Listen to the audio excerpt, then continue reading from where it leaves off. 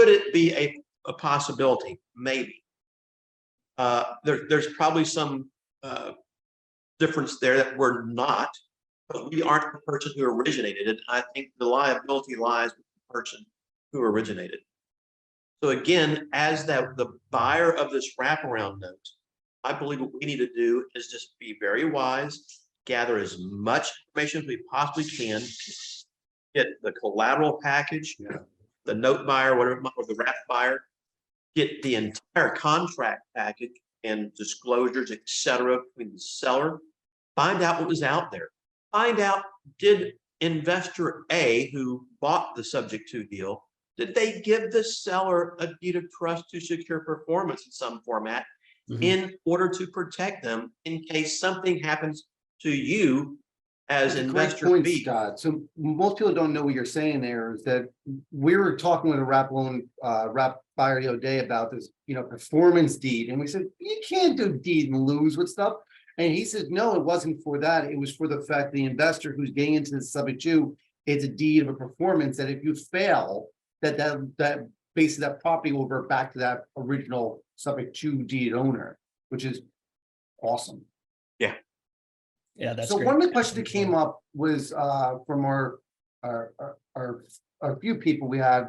One was a great comment from Investor Addicts, but I'll get to that in a second, from Cindy Coleman, which is one of our regulars. Would having two co-insurers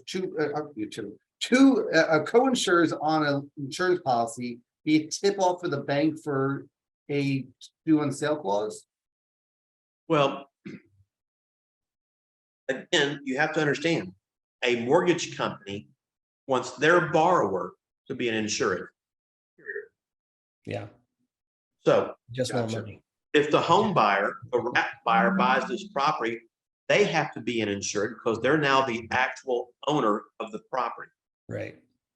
Now, remember, someone has that seller's, the original seller's power of attorney to handle the real estate, the insurance, the taxes, etc., on that property.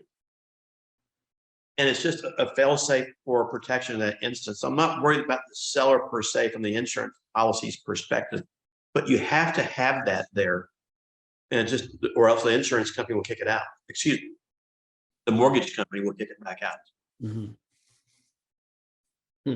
So, Investor Addict corrected. So, Tanya Collins asked, could you, in the POA, what if the POA gives permission to the investor A and it signs? Can you put an assignment inside of a POA to kind of resolve that? Because you're probably going to sell the note in the future? Maybe. When you start talking about things like this, we can get off in the weeds so fast. Yeah. Can a seller can I give David a POA and at the same time authorize David to give Nathan a potential POA whose name I don't know? Gotcha. I don't know that answer. Could you put it in there? Maybe. Would it work? Maybe. But I think if David gave a POA to Nathan and Nathan has both of those original POAs, I think Nathan at least is in the best position he can be in, most likely. That's the cleanest. Yeah. And again, if you're going to do a deal like this, and guys, this is truly a cash flow business, okay? Yeah. Sometimes it is a legitimate equity business that we all look for. Oftentimes it's a cash flow business as well, because you're able to capture great interest rates along the way. But the key to preventing the negativity that can come out of this. So when you go into it, you got to realize what's the worst things that could happen and be prepared to handle that, okay? If something was to come up, am I prepared to pay off that debt? One way or the other. Sell my note, pay it off with cash, finance it at a bank, whatever it might be. Cover your rear and make sure you've got the ability to do that. That's not the hard thing to do. You're always looking and playing devil's advocate so that if the worst does happen, you're able to do it. That's what keeps your noses clean out there. If you can't do that and don't know how to play the game well enough, you may not want to do the game then. Right. And I'll give you an example of that too. But the other thing is besides understanding those things and knowing what your exit strategy is be prepared to make your payments. What if your borrower, your note, the wrap buyer defaults? What if they file bankruptcy? Real life things happen, right? Mhm. You have to continue making that payment regardless.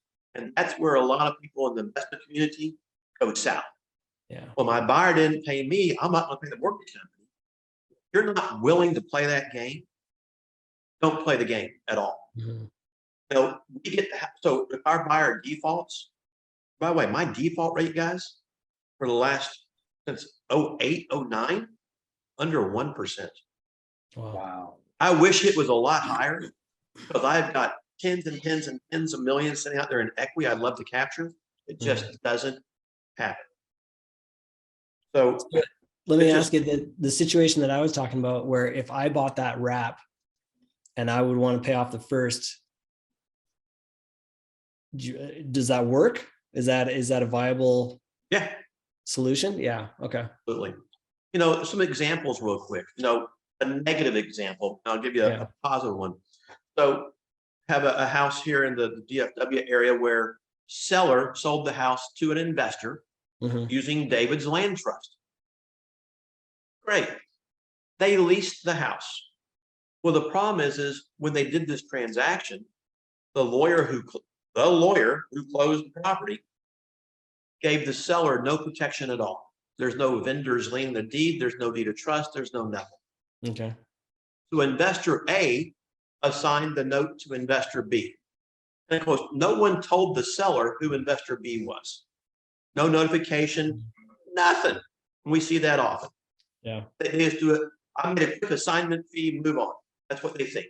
They don't think about the worst case. Well, what's investor B done now? They haven't made payments. The tenants moved out.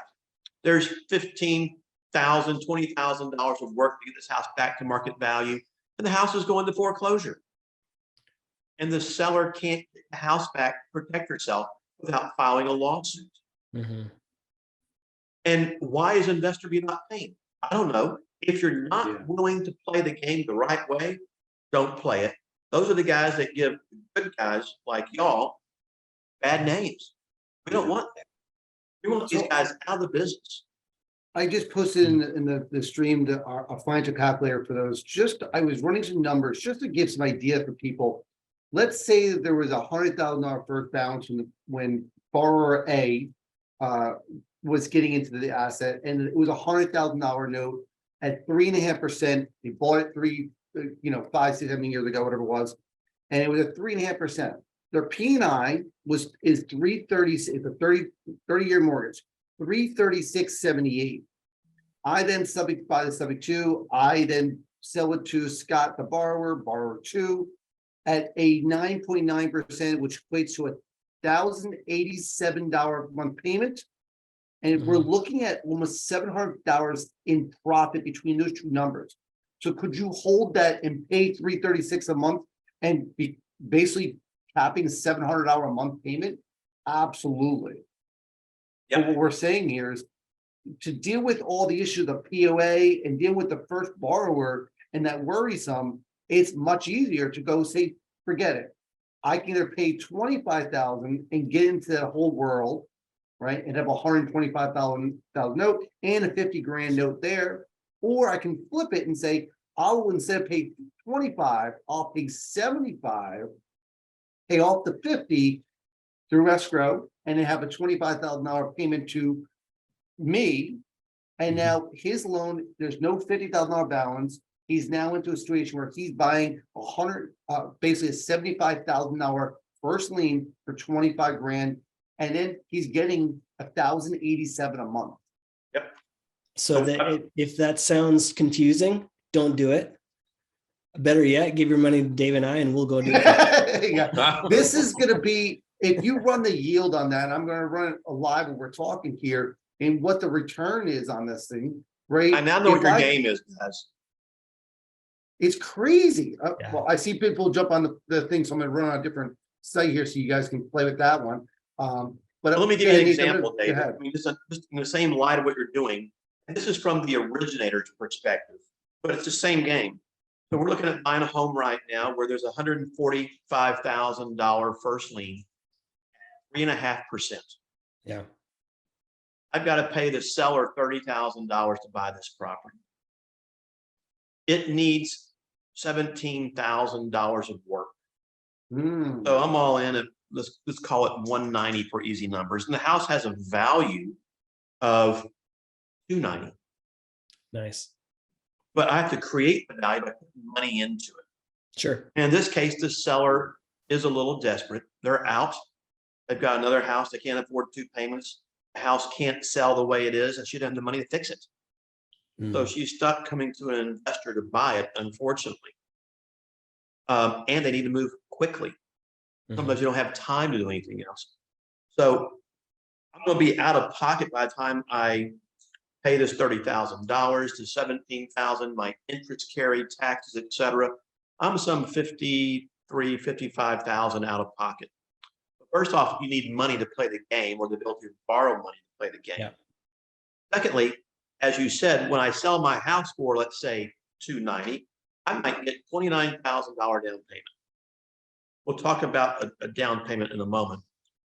And maybe I've got to pay a commission to a realtor or somebody who brought that deal into me. But maybe I net $20,000 less. If I take that $20,000, it diminishes my $55,000 to $35,000 out of pocket. Okay, so I still needed that $35,000 out of pocket to play this game.